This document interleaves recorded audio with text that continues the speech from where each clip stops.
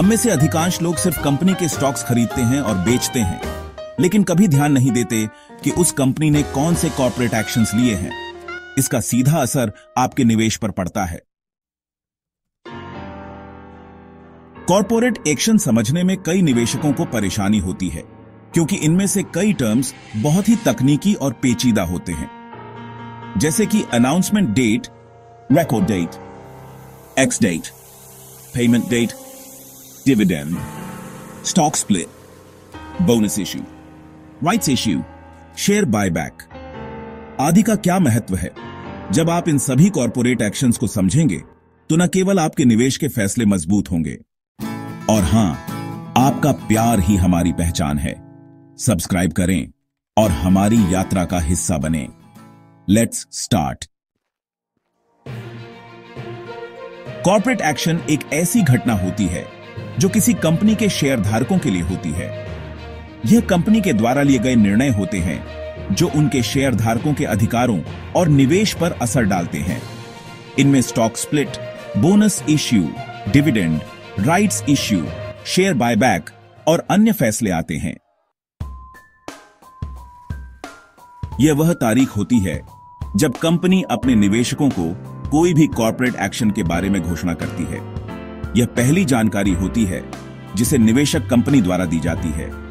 उदाहरण के लिए, यदि किसी कंपनी ने डिविडेंड देने का निर्णय लिया है तो यह तारीख उस घोषणा को दर्शाती है। रिकॉर्ड डेट वह तारीख होती है जब कंपनी तय करती है कि कौन से निवेशक इस कॉर्पोरेट एक्शन के पात्र होंगे। यदि आप इस तारीख तक उस कंपनी के शेयरधारक हैं तो आपको डिविडेंड या अन्य बेनिफिट्स मिलेगा। उदाहरण के लिए, यदि किसी कंपनी ने बोनस शेयर देने का निर्णय लिया है तो केवल वही निवेशक जिन्हें रिकॉर्ड डेट तक शेयर मिले होंगे उन्हें बोनस मिलेगा।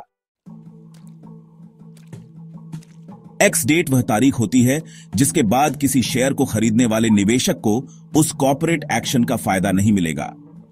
यानी अगर आपने एक्स डेट के बाद शेयर खरीदा है तो आपको डिविडेंड या अन्य बेनिफिट्स नहीं मिलेंगे। पेमेंट डेट वह तारीख होती है जब कंपनी अपने निवेशकों को डिविडेंड, बोनस या किसी अन्य कॉर्पोरेट एक्शन के भुगतान की शुरुआत करती है।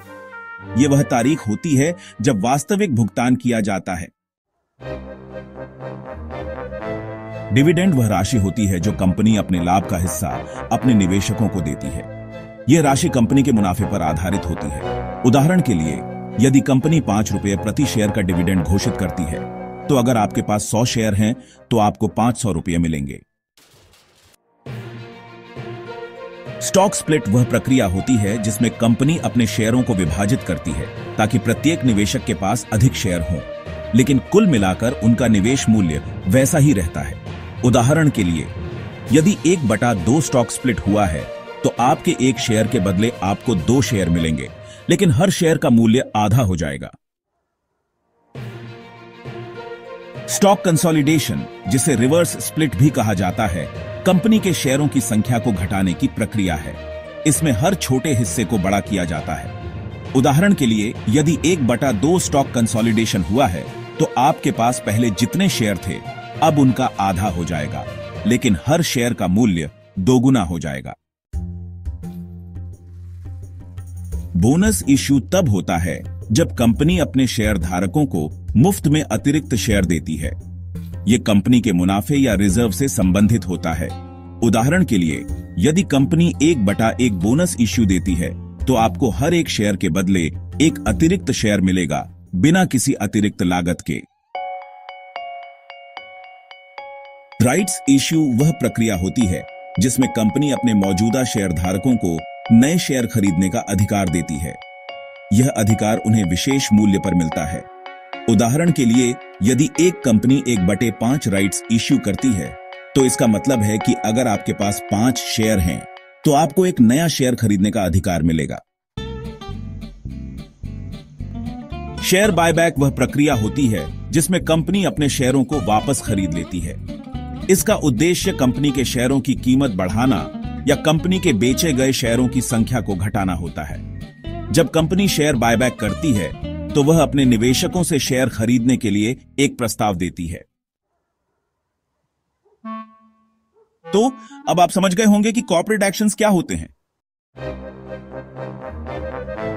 अगर आप स्टॉक मार्केट को स्टेप बाय स्टेप सीखना चाहते हैं तो हमारी चैनल पर मौजूद स्टॉक मार्केट बेसिक्स की प्लेलिस्ट को तुरंत एक्सप्लोर करें।